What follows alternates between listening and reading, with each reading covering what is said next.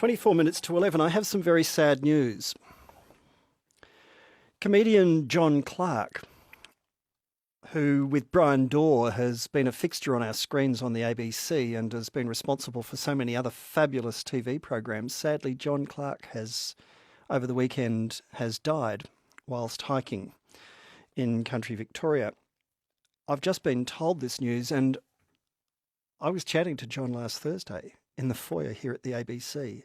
He was in fine form. He was here to record his segment with Bryan Dawe, and we were just cracking jokes as we passed each other as I was leaving and he was arriving in the foyer here. And the news has just been made known that sadly he has died.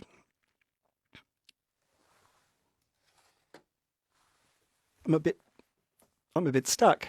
He was an extraordinary man. Apart from one of the funniest people both on screen and in the studio and off, he was also a wonderful, wonderful fella on so many other fronts. His daughter, in fact, Lauren Clarke, was due to co-host on The Conversation Hour today and, needless to say, won't be coming in. Oh, that's terrible news. Terrible, terrible news. If indeed you too want to pay tribute to John Clarke, going back to Fred Dagg days and farnarkling, all the way through to that wonderful satire of the Olympics, the Games, for instance. Oh dear, I'm very sad to have to bring you that news. He is going to be much, much missed. Those fantastic interviews that he does with Brian, pretending to be the sort of Kerry O'Brien figure, asking the minister the questions, and John with no artifice, with no makeup, with no accents, with no funny anythings, no props, just playing it straight.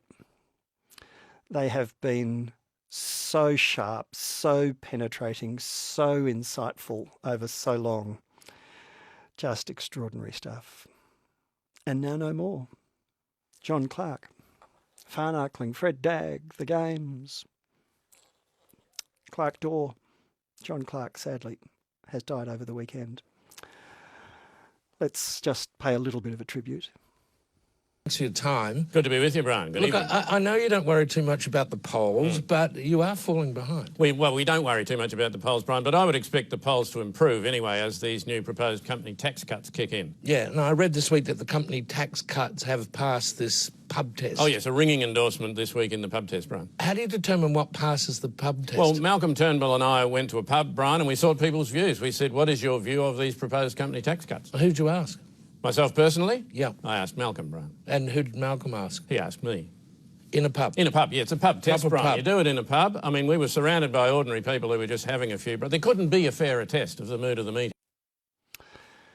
John Clarke with Bryan Dawe. Sadly, if you've just tuned in, there won't be any more Clarke Dawe because John has sadly died. I'm quite shocked. Thank you indeed. Hilary Harper, our Saturday mornings presenter, has called in as well. Hilary, good morning.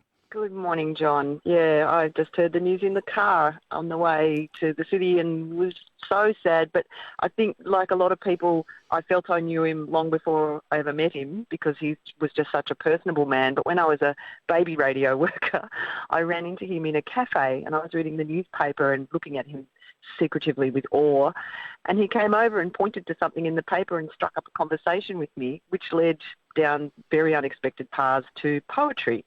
We ended up talking about Seamus Heaney, and it turns out that he shared a love of poetry, and we talked a little bit about Auden and Clive James and Seamus Heaney. And finally, the next day, because I went to this cafe a lot and so did he, in Fitzroy, he popped in and said, "Thought you might like this," and put 2 CDs on the table, which were audio recordings of Seamus Heaney reading his poems. And it was just such a lovely thing to do for someone he didn't know from a bar of soap and who, you know, could share something about the life of the mind that was a beautiful moment. And every time I listen to that, I think of him and I see him on the telly and think, you are a great guy. So they're really sad, and they're a beautiful family, and I wish them all the best. Jonathan Green is the Saturday morning presenter of Blueprint for Living on Radio National. Jonathan, good morning to you. Hello, John. John Clarke. I can't really think of anything that could be sadder. He died of the week. He was doing something, this is what people will say, doing something that he loved. Hiking, yes. Just walking in the bush. I was exchanging pleasantries with him in the foyer on Thursday. As one did with John. He was a tremendous exchanger of pleasantries. I think I've had some of the best conversations with my life with John Clarke. And as a writer, but he was so careful with himself. He was such a beautifully crafted man. Everything he did with extraordinary intent, with great precision, and fully confident that what he was doing was what he wanted to do and that it was as good as he could make it. He was an utter craftsman. But he saw things completely differently. He could cut through the dross, cut through the nonsense, reduce it to the simplest and make a joke of it and leave you thinking, wow, how come? I mean, how did we not no see one that? else saw that. Oh, man, what a loss that is. In times like these when you need that eye, when you need that critical imagination, and sadly he's gone.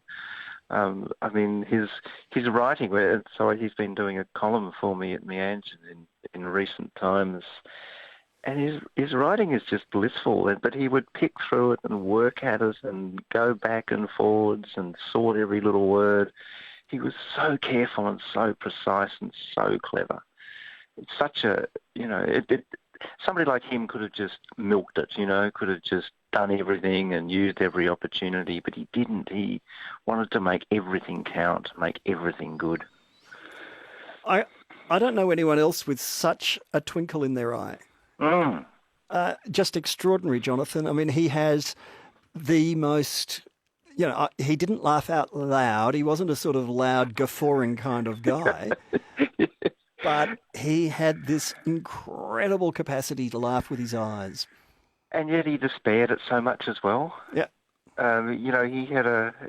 He was greatly frustrated by many things, but yes, always saw the humour of it as well. Did you ever try and discuss the workings of the ABC with him? That was inescapable, John. some of his best insights would never have made it to the public airwaves. No, he was extremely aware, shall we say, of the corporation's occasional shortcomings. We don't know what you're talking about. Nothing at all. Thank you, Jonathan. Jonathan Green from Radio National's Blueprint for Living.